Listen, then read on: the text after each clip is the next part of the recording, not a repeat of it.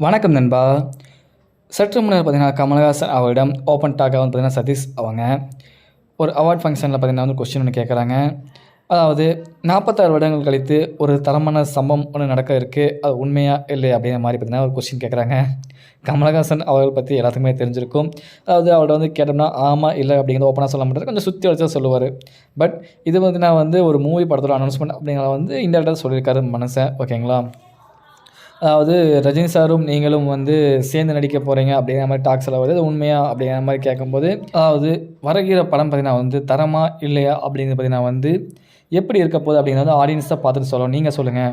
But எங்களுக்கு என்ன ஹாப்பினஸ்னால், நாங்கள் 2 பேரும் சேர்ந்து நடிக்க போகிறோம் அப்படிங்கிறத வந்து பார்த்தீங்கன்னா வந்து ரொம்ப ஹாப்பினஸ்ஸாக இருக்குது அப்படிங்கிற மாதிரி கமலஹாசன் அவர் சொல்லியிருக்காரு. 46 வருடங்கள் கழித்து அந்த கூட்டணி பார்த்தீங்கன்னா வந்து அகைன் வந்து ஸ்டார்ட் ஆகிருக்கு அப்படிங்கிறது பார்த்தீங்கன்னா அந்த ஹாப்பினஸ் தான் கொடுக்குது அப்படிங்கிறது வந்து கமலஹாசன் அவர் சொல்லியிருக்காரு. ரஜினிகாந்த் அண்ட் கமலஹாசன் அவர் இணையக்கூடிய இந்த திரைப்படம் வந்து லோகேஷ் கனகராஜ் அவர் டைரக்ஷனில் உருவாக போகுது. கமலஹாசன் 235வது திரைப்படம் அண்ட் தலைவர் 173. இந்த திரைப்படம் பார்த்தீங்கன்னா வந்து லோகேஷ் கனகராஜ் அவர் டைரக்ஷனில் மியூசிக் பார்த்தீங்கன்னா வந்து அதான் 99% வாய்ப்பு இருக்குது. ஒரு சிலர் பார்த்தீங்கன்னா ஏஆர் ரகுமானாக இருக்கலாம் அப்படிங்கிற மாதிரி சொல்கிறாங்க. பட் லோகேஷ் கனகராஜ் அவர் லாஸ்ட்டாக கொடுத்த இன்டர்வியூ பார்த்தீங்கன்னா வந்து அணி இல்லாமல் நான் எந்த படமும் பண்ண மாட்டேன் அப்படிங்கிற மாதிரி சொல்லியிருக்காருங்க. ஸோ அனிருத் தான் வந்து மியூசிக் டைரக்டர் இருக்கிறதுக்கான வாய்ப்பு இருக்குது. படத்தோட கதை வந்து பார்த்திங்கன்னா வந்து 2 ஏஜிங் 2 வயசான கேங்ஸ்டர்ஸ் வந்து ரூல் பண்ணுற மாதிரியான ஒரு கதை அப்படிங்கிற மாதிரி சொல்லப்படுது. உண்மையா இல்லையான்னு தெரியவில்லை. வெயிட் பண்ணி தான் பார்க்கணும். கண்டிப்பாக பார்த்தீங்கன்னா படம் வந்து வேறு மாதிரி ஒரு தரமாக இருக்க போகுதுன்னு மட்டும் தெரிய வரும். ஏன்னா வந்து கமலஹாசனும் சரி, ரஜினிகாந்த் அவர்களும் சரி, தமிழ் சினிமா ஒரு லெஜண்ட். இரு துருவங்கள். அதாவது இந்த பக்கம் விக்ரம் 400 கோடி, இந்த பக்கம் பார்த்தீங்கன்னா சூப்பர் ஸ்டார் ரஜினிகாந்த் அவருடைய 3 500 crore ஃபிலிம்ஸ். இப்படி பார்த்தீங்கன்னா இரு துருவங்கள் சேர்ந்து ஒரே படத்தில் நடிக்கிறதுங்கிறது வேறு மாதிரி.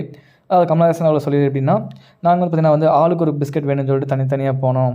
பட் இப்போ வந்து எங்கள் 2 ஆளுக்கு அரை பிஸ்கட் இருந்தால் போதும் அப்படிங்கிற மைண்ட் செட் வந்து நாங்கள் 2 வந்து ஒன்றா ஒரு படத்தில் நடிக்க போகிறோம் அப்படிங்கிறது எங்களுக்கு மிகப்பெரிய சந்தோஷம் அப்படிங்கிற மாதிரி சொல்லியிருக்காரு. ஓகே, கமெண்ட் பண்ணுங்கள். ரஜினிகாந்த் மற்றும் கமலஹாசன் அவர்கள் இணைந்து சேர்ந்து நடிக்கக்கூடிய திரைப்படம் கண்டிப்பாக வேறு மாதிரியான ஒரு வைப் மெட்டீரியலில் ஃபுல் கூஸ்பம்ஸ் மூமெண்ட்ஸை க்ரியேட் பண்ணும். கண்டிப்பாக வேறு லெவலில் மாசாக இருக்க போதுங்க. ரஜினிகாந்த் அவர்கள் கமலஹாசன் அவர்கள் சேர்ந்து இணையக்கூடிய இந்த ஒரு திரைப்படம் எப்படி வரப்போகுது அப்படின்னு பார்க்கலாம். இன்னும் அஃபிஷியல் அனௌன்ஸ்மெண்ட் வரல. கண்டிப்பாக 2026 தான் அனௌன்ஸ்மெண்ட் வரும். கண்டிப்பாக எதிர்பார்க்கலாம். நன்றி, வணக்கம். இது போன்ற செய்திகள் தெரிஞ்சுக்கலாம் மறக்காமல் தலைவர் மாஸ் யூடியூப் சேனல் சப்ஸ்கிரைப் பண்ணி சப்போர்ட் பண்ணுங்கள். நன்றி, மகிழ்ச்சி.